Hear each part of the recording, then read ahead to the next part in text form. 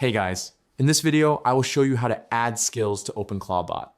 All right, let's begin. To configure skills for your OpenClaw bot, start the setup wizard and confirm by pressing enter on yes, configure skills.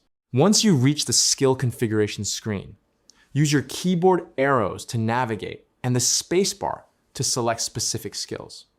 Each option includes a short description in red text. I highly recommend selecting the Claw Hub skill, as it allows you to add unlimited custom skills through your chat app.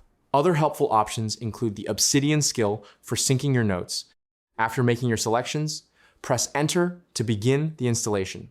You must install Homebrew and select NPM for the system to function correctly, which may take a few minutes depending on the number of skills chosen.